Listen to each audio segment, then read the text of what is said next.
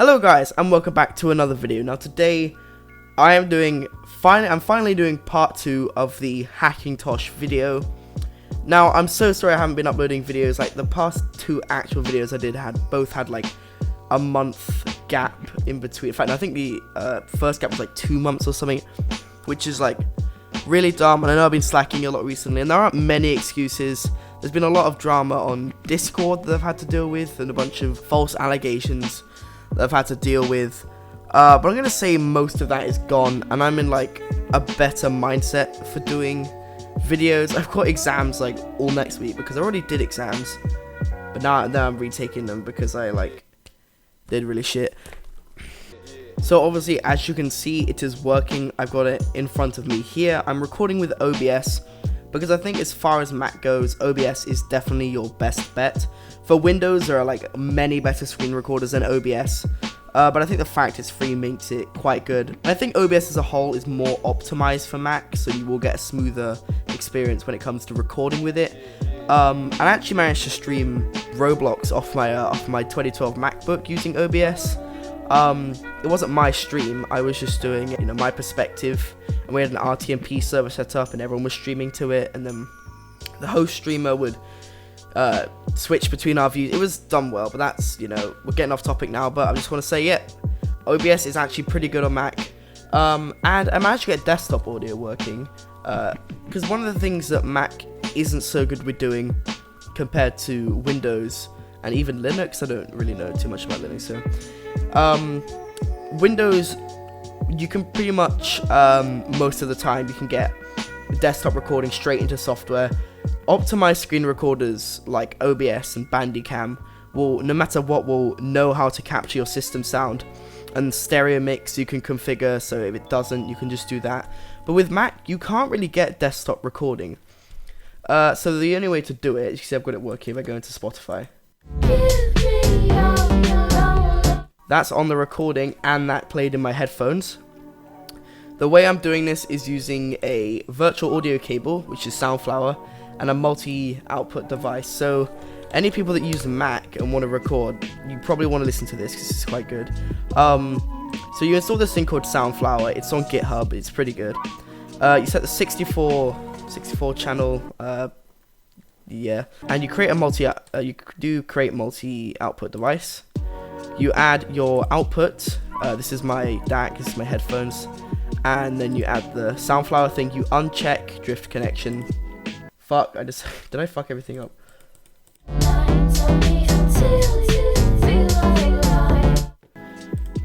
And then you set the output to the multi-output device when you're recording.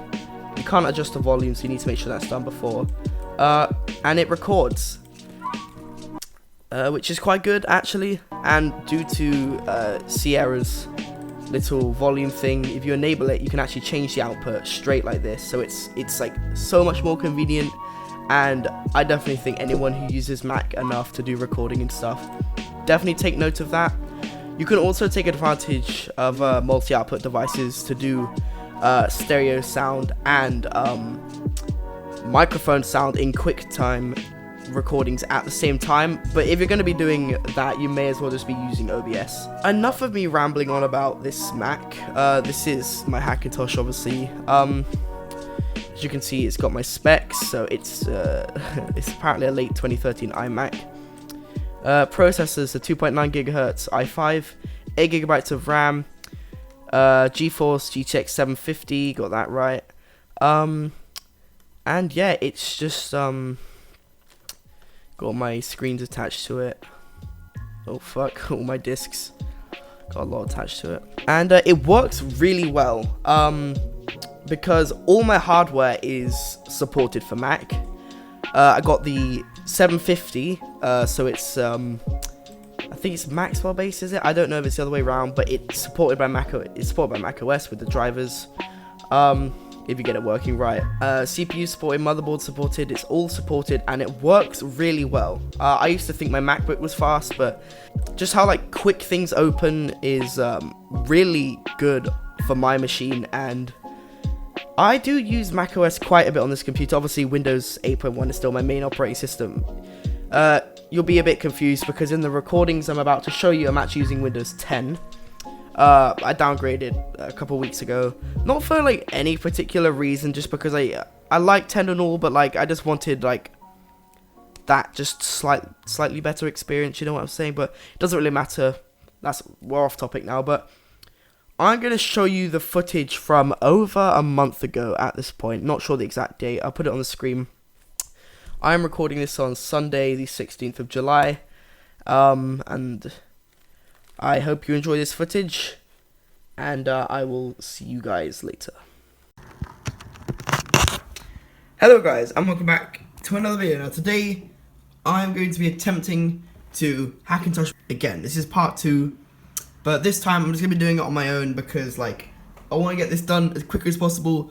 And I think I should be able to get it done. I did find some drivers that supposedly are supported for my card. And although these are for the beta, they seem to be reasonable. And I'm just going to hope they work. And if not, I will search around the internet for official drivers for the GTX 750. Because the reason why we went wrong yesterday was because I was advised that I should inject NVIDIA on MultiBeast once I installed MultiBeast on the Hackintosh. I was really skeptical about this because when I was in the Uni setup like I am now, it said, this only works with cards such as the 800, 900, 200, 400, and I don't even know, etc, etc, but 700s weren't there. So I was like, yo, this is not going to work for my card. But I was advised to do it, and I did it anyway, and guess what? It fucked up the Hackintosh.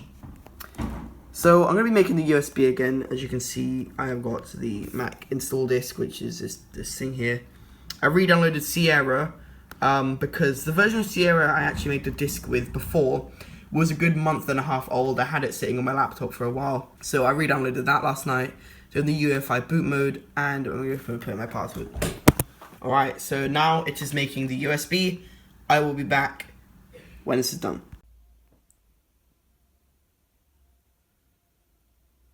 Okay, so the USB is done, so I'm going to take this out. I just thought I'd let you know that for the time being, I have put all my drives back into my computer, including the one that we are Hackintoshing. My one worry is it's not actually showing up in Windows. I've got the H partition, which is that partition on the hard drive that I never got around to removing yesterday. So I'm going to quickly boot into the BIOS before we actually boot the USB. And I'm going to see if the drive is detected by BIOS. It is detected. We got the Fujitsu. Okay, so we've got the CD drive, the Hackintosh drive, the SSD, and the storage drive. So I think we are good to go. I actually forgot to plug my USB in. That probably would have helped. I'm going to restart the BIOS.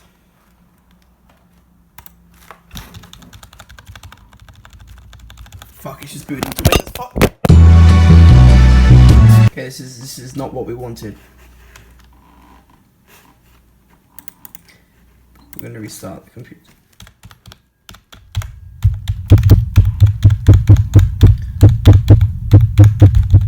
So now we're in the BIOS.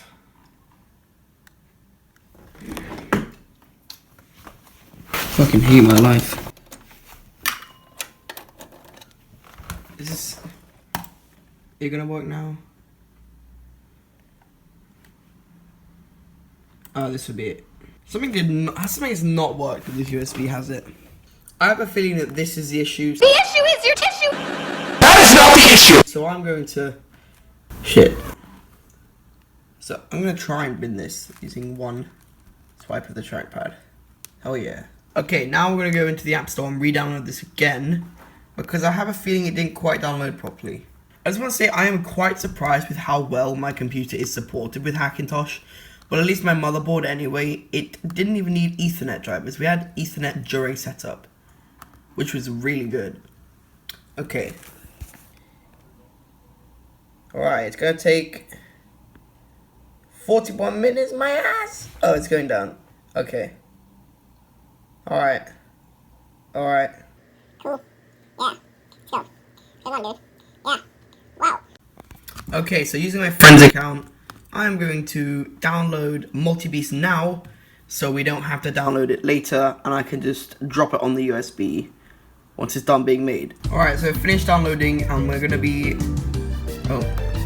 going through it again.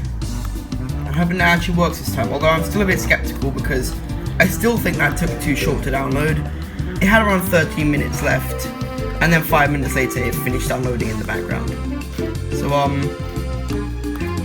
I doubt this will work as well, but it's worth a try.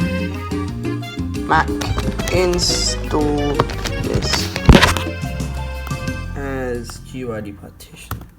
And now the disk is being made. Hopefully this time it actually works. I think I might have fucked up on the formatting. I think I formatted it with the master boot record, not GUID partition, or it was the macOS Sierra install file. But anyway, this should work now, so fingers crossed. Okay, so it's finished installing. So now we can boot into OS X, and it's gonna come up with the language thing, and hopefully this is all work properly, because yeah, I mean, it didn't take that long to install, only like 15 minutes, so that was alright. Okay, so we're gonna click United Kingdom, British keyboard layout, and I'm not gonna transfer any information. We should be good. I don't want to use location services. And I'm going to sign in with my Apple ID. I'll be 1 second. Okay, so that's working. It means we've got working Ethernet, which is really good. We don't need drivers for that. I'm quite happy about that.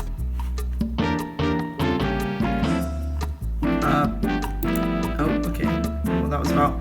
I'm going to choose this penguin because I like penguins. Alright, and now we are back in macOS. What I'm going to do quickly is I'm going to take Multibeast off my laptop, put it on the USB, and install it on the C. Okay, so I'm going to download the web drivers for the beta of Sierra. So let's see how well this goes down. All right, let's go. macOS version. Okay, so it is too old. So I'm gonna try and find the video web drivers. All right, so downloaded. Let's have a look at this thing. Yes! No fucking warning. That was quite loud actually. I think my neighbours might have. Okay. My window's open, okay. And one of them just walked by, okay. We're gonna install Please Work. It hasn't glitched yet. Or maybe the drivers are just like really bad and will just install no matter what graphics card you have. Because on Windows it will not let you install if you don't have a NVIDIA card, but I'm not sure NVIDIA had actually been asked to incorporate that in the OS X installation or macOS installation. But let's hope they have. Alright, it's done. I'm gonna restart the computer. Yeah, might as well move the installer to the trash. It won't quit system preference. Okay. I don't need to press any buttons, it will boot automatically in 2 seconds, there you go. And it should start booting into Mac, and fingers crossed, we actually have graphics drivers. I am going to be really happy if we do. And if we do, that is a successful Hackintosh. Picked out of parts that I didn't even think about being Hackintoshable. I just picked them up.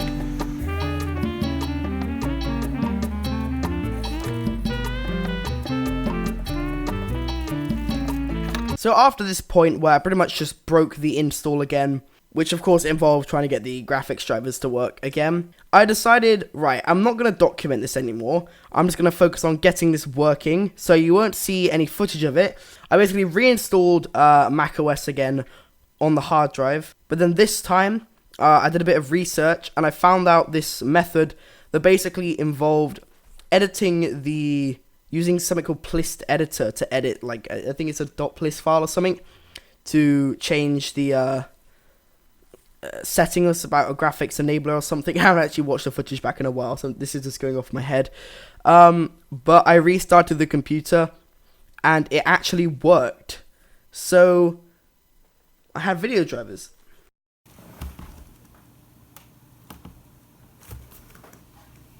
Yo. So hopefully what you gathered from that is that I managed to get the video drivers working on the NASA PC for macOS. As you can see, all the monitors I have are in use, full resolution. I did have a little trouble with this monitor for some reason it was being slightly weird, and it wasn't quite scaling properly. It's hard to tell, but you can see that it's slightly chopped off around the edges. So I set it to 1920 by 1080, which is its maximum resolution, which is what this screen also is as well. But for some reason it was having issues scaling properly. I'm not 100% sure why, and it's still like that now. Bear in mind, I've got a new monitor since. It's a really good one, but it was really cheap. It was from like a prop house. They were just trying to get rid of these monitors, so I got one really cheap. But there's a video on that on the second channel of me like implementing that new screen. But this is a picture I took at the time when I first got it installed, and it works fine. I'm really happy with the way this came out. And if you're wondering, both Hackintosh videos, this video and the last video, was indeed edited on Premiere Pro. It's a pretty simple edit on the Hackintosh partition to see how this old laptop drive and just my PC holds up with video editing on macOS. It's the same video editor I always use, so not much has changed really. It's the same old stuff. So yeah, I just thought I'd tell you that. But I'm so sorry for the lack of videos recently. I've just had a bit of a lack of motivation. There was a lot of drama going on, like as I said earlier, and I think for the most part that has died down, and I am in a better mindset to do videos. That's what I've started to do again. I'm sorry this video was so long delayed. I am planning like a live stream that I should be doing within the next, at least the next week, so that should be good. But yeah, as you can see, I got it all working. This footage here was just a really awful outro that I did during like really late, so I had to be really quiet, and it was just really bad. So I just thought I'd re-record that now. And yeah, if you enjoyed this video, make sure to leave a like. Thank you guys so much for watching, and peace out.